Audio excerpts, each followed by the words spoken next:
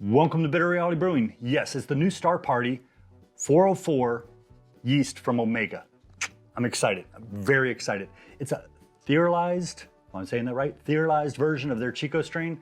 It's a trademark term. It's not even in the dictionary, so don't worry about it. I'm probably destroying it, but we'll explain. This is going to be a series. We're going to have several videos, and each video will have a little different experiment in it so that I can relate. I wanted to do something, but it was going to require me to do so many back-to-back or all at the same time, which I wasn't going to be able to do with two anvils. So yeah, we're going to have to do it this way. Also, it'll keep the videos much, much shorter. First of all, before I go into all the different experiments we're going to be doing, don't forget, like, subscribe, keep sharing. Definitely appreciate it. I'll mention a few things and then we'll top off on exactly what we're going to be trying to do today. First, what is thiols? What are they? Thiols are highly aroma active compounds. They're derived from hops and they can give very intense fruity flavor to predominantly dry hopped beers. Yes, it is all about the dry hopping. So what hops are high in thiols? Citra, Mosaic, Sabro, Nelson Sauvin, and I believe Cascade and Simcoe, but don't quote me on that. And I think Sriracha Ace too, but I've been researching and it seems like not a lot of people even know, even that are, super knowledgeable, more knowledgeable than me, of course. But this is going to be a Mosaic West Coast IPA because Mosaic was in the list. So I'm like, yes, I've got 8 ounces of Mosaic. We're going to do 8 ounces with 5 ounces on the dry hop. Dry hopping is the key with this yeast. If you're going to be buying this yeast and you're going to be brewing something, you want to dry hop. Don't waste your time if you're not going to be dry hopping. Trust me, you want to dry hop. It's really going to just shoot it to the moon. If you've seen their little picture on their website, 200 times supposedly more intense flavors. It's just, they're really, I kind of think they're exaggerating a little, but I want to see. You never know. Yeah, you never know.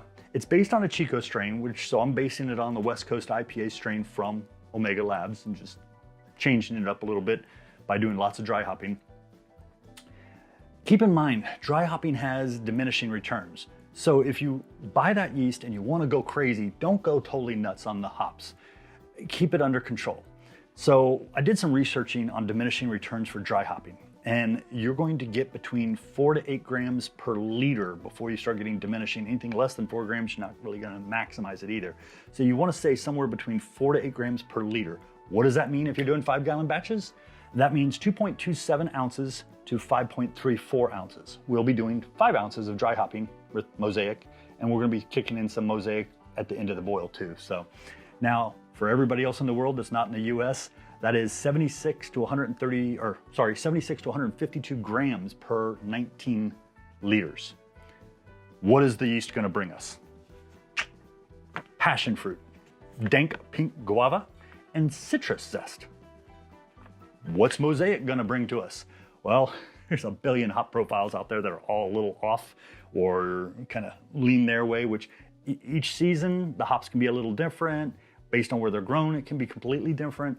But the most common descriptions are mango, guava, grapefruit, berries/currant, citrus-like, meaning tangerine and grapefruit specifically, with a bit of floral and earthy notes.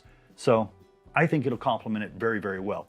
What are the experiments are we going to do? Yes, I know you're thinking, what are we doing? What are we doing? Well, in some of the future brews using this exact same malt bill with very similar hops, we'll say. Same amount, just different hops. I'm probably going to do Citra here in the near future. We're going to do some tests with alpha amylase at different temperatures to see the impact. What are we going to be doing today? Well, with this, I'm going to start my mash at 70 degrees Fahrenheit. I know you're all going, huh? We're going to dump it all in at 70 degrees or whatever the room temperature is of my water at that moment. We're going to stir it all in, and then we're just going to bring it straight up to 150 degrees Fahrenheit. And at 150, we're going to level out and stay there for 75 minutes, do our typical 90-minute mash, 10 minutes at the 168, and rock on. We have another brew that I'm going to be doing, you'll see the video of that soon, where I do the same exact thing, different hops, but we just start at 150. So we can see if we get a little bit more gravity points by starting at 70. We can also see if we get any off flavors.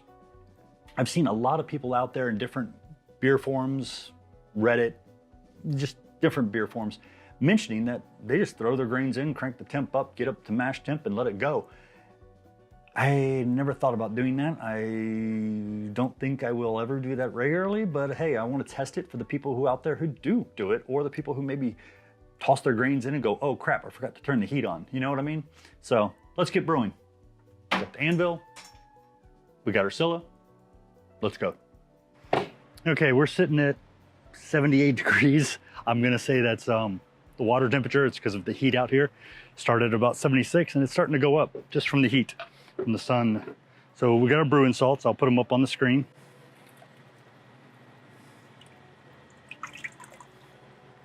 Okay, I've got the small batch adapter. I'm gonna put that in there real quick.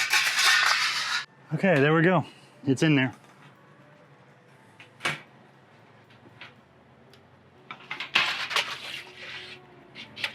Okay, like I said, it's 79 degrees. We're just gonna mash in and bring it right up to 150 and we can time it. Yeah, see how that goes. There we go.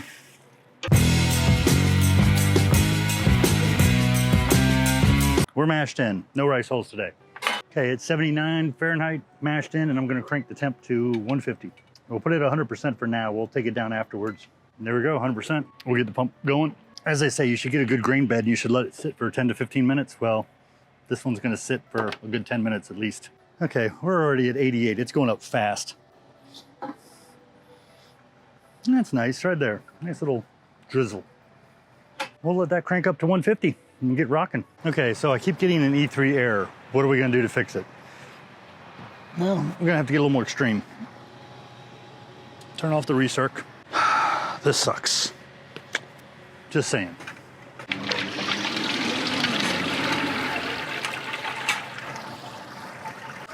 We're gonna have to let that sit for a second. I don't wanna lose all that wort.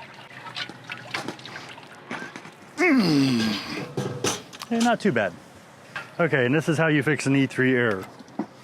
You rub the bottom. Or at least that's how it's worked for me in the past, so we'll see. We'll just lower it straight on down. Okay, it's floating. There it goes. I didn't reset it, so I'm wondering, yep, I'll still have an E3 because I didn't reset it. I really wish there was a way to do the reset button on the side. That's for pretty much all of the all-in-ones. So annoying. Okay, we're at 147. 150. There we go. We're gonna lower that power down quick. Bring it down to about 75. I'll see how that does. Hopefully no more E3s. Okay, we're mashing. I'm gonna start the countdown. Gotta grab my little clock. Okay, I got a little timer going there. So I can watch that and it'll set off an alarm. What I'm gonna do is put it up to 168. Give it 100% power too. Okay, we just hit 168. We're gonna be here for 10 minutes. Set my little timer here. Okay, time to sparge. And what is this? It's the ring.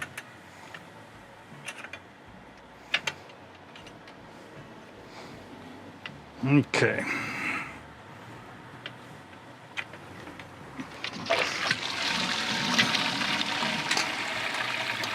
Then we're gonna let that drain for a minute and then we'll start pouring the sparge water over the top.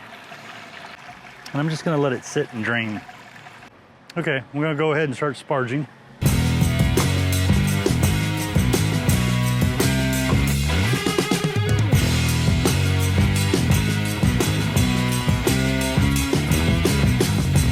And you may ask why I was holding this down.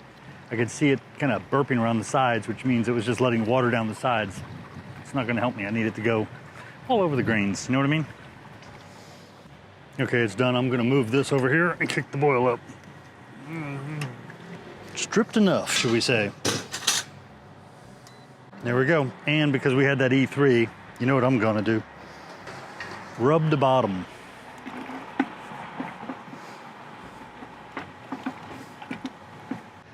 We're sitting at about 6 gallons, so I think I'm gonna stick to the 45-minute boil instead of the 30-minute.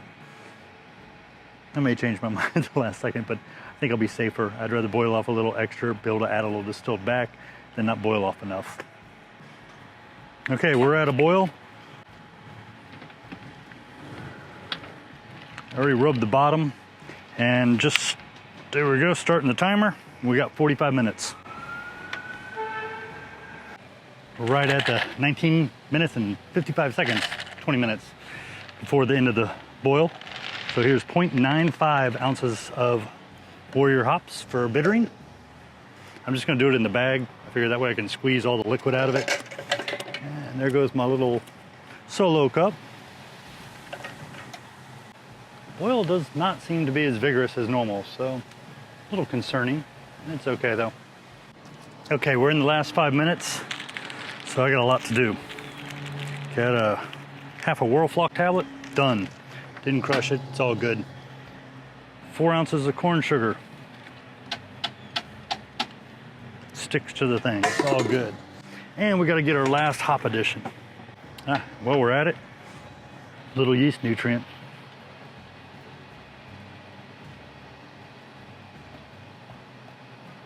There we go. And 3 ounces of Mosaic. Oh my God, yeah, it smells so good. So if I can do this without burning myself with the hop bag. Ooh, it's hot. It is crazy hot. Yeah, this hop bag's looking like it's seen better days.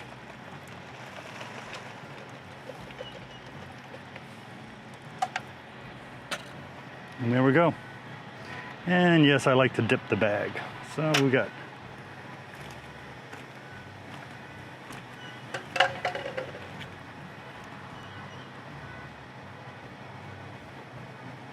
bag will almost float. Okay, I got the Jaded Scylla ready. We'll be dropping that in here any second and we'll cool it all down. Okay, time to kill the heat. Off. Temp. No, it doesn't matter, but I like to see it. So let's get this out of the way for now. Drop this bad boy in.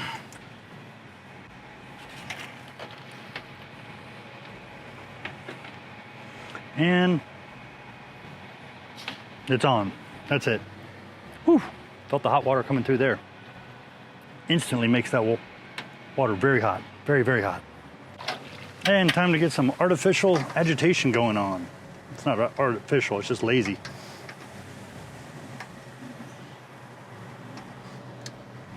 This will let it cool down faster. Ow! I don't splash it on myself first.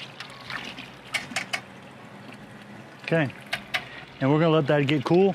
Once that cools down to pitching temps, we'll resume and I'll pitch the yeast and we'll rock and roll. God, that Mosaic smells so freaking good. Star Party, yep, we finished it. With the Mosaic hops, long day, as always. So I already dropped in, you saw the whirlflock tablet, you saw the yeast nutrient. What you didn't see is I also put my Clarity Ferm in there. If you use this stuff, and I've been asking for White Labs to come out with something other than a gallon, because this stuff's expensive, very expensive if you're not buying just a vial. And you only need 1 vial for 5 gallons. Da-da! Yeah. It's running about 52 bucks, but it's an entire liter. I got it from Great Fermentations, but good value. I'll leave a link below, but Great Fermentations now has it by the liter versus, I think this is like a 10 milliliter or milliliter. Yeah, huge, much better value, much better. So, and that takes out some of the gluten or most of the, almost all the gluten. We'll put it that, helps with clarity. The whirlflock tablet you saw me put in, that helps with clarity. Yeast nutrient, that helps the yeast. Not so much on anything else, but hey. Okay, couple things. One, they're silicone coated earth magnets. That's what I have up here. You can see them up here. And there's 5 ounces of Mosaic hops in there. So all I have to do when I'm ready to dry hop is pull it. I'm not sure if I want to do this under pressure. I'm thinking I might want to let it just go, do the dry hop, and as soon as I hit the dry hops, put it under pressure. That way I'm not subduing anything that the Star Party's bringing to the table, should we say, you know what I mean? I know we've done a myth buster on it, but we've only done one, and we didn't see any difference versus pressure versus non-pressure. A lot of people said it's a logger only issue, but hey, whatever. I'm probably gonna take this, put a bubbler on it, and then when I go to drop the dry hops, I'll switch it over to pressure because we'll still get a little fermentation out of it. Okay, let's go ahead and pitch the yeast. This is the Star Party. Been going in a little yeast starter. Put my magnet. It keeps that little thing from falling into the beer. Also, our original gravity was supposed to be 1.058. Now, you're gonna think, oh, that's not good. It's not too bad. Smells weird. I'm not gonna say it smells great, it just smells weird. It smells a lot like any other Chico yeast, you know what I mean? It doesn't have a lot of aroma, it just got a smell to it. Okay, so that's all nice and tight. According to the Easy Dens, and yep, if you want to save 20 bucks, link below. Yeah, see how I'm... I can't help myself, so yeah, eventually I get a little bit kickback and you save money too, so it works out. But according to the Easy Den, and according to the tilt hydrometer, we're at 1.056. We were supposed to be at 1.058, but yeah, I'm starting to learn my older Anvil does not have the same burn-off rate as my newer Anvil. This left a quarter gallon behind, but with a 1.056 versus 5 gallons at 1.058, you add another quarter gallon, you get, yeah, whatever. The brew house efficiency actually came in at 75.8. I was estimating 75, thinking I might get a little higher, but we got 75.8. I'm good with 75.8. That's excellent, especially since we had multiple E3 errors. I'm gonna have to scrub the hell out of that machine. Hope I don't keep having E3 errors.